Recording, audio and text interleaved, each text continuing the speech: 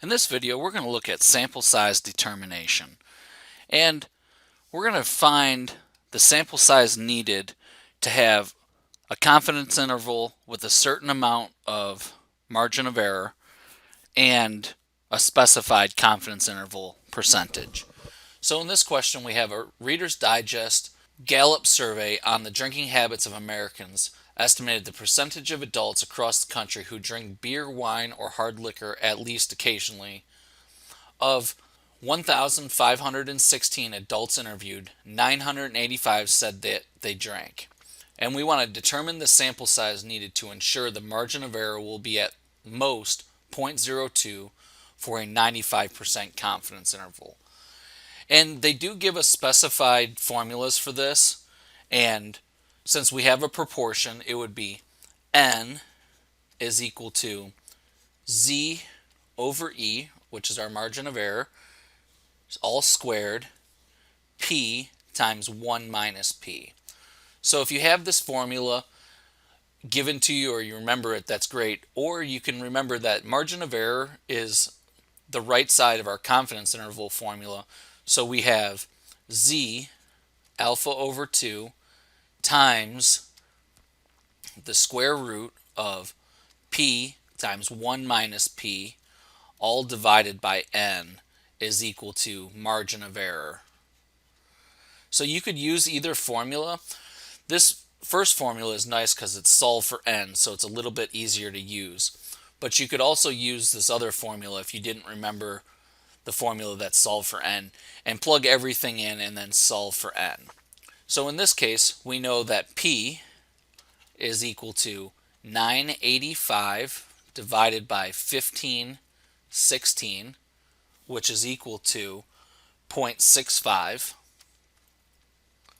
And then Z alpha over 2 is equal to, now we have a 95% confidence interval, so we go to our table and we see 95% confidence interval, Z is 1.960.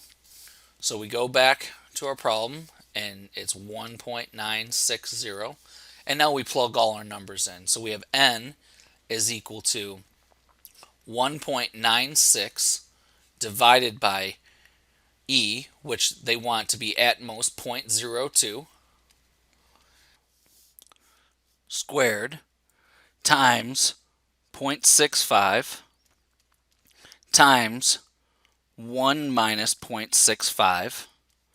And when we calculate this, we get 2,184.91. And we always round up, so we need a sample size of 2,185. In our next example, we have in a 1903 paper, Abigail Camp Diamond discussed the effect of environment on the shape and form of the two sea snail species. One of the variables that Diamond considered was length of the shell. She found that the mean shell length of 461 randomly selected specimens to be 11.9 millimeters. And we want to determine the sample size that would ensure a margin of error of at most 0.1 for a 90% confidence interval. And our formula is N is equal to Z times sigma divided by E squared. And again, we could get this by having Z alpha over 2 times sigma over the square root of N is equal to E, and then solve for N after we plugged everything in. So in this case, they gave us sigma, and we know N. So the only thing that we need to look up is Z alpha over 2. And we're doing a 90% confidence interval. So we go to our table, 90% confidence interval to Z, 1.645. So Z alpha over 2 is equal to 1.645. So N is equal to 1.645 times sigma which they told us is 11.9,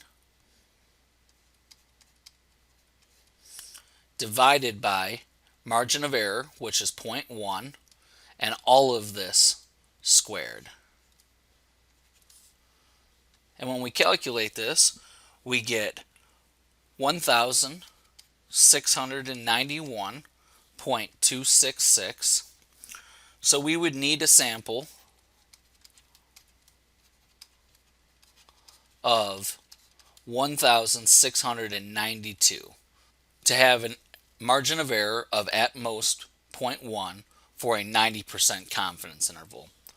And that's our video on sample size determination.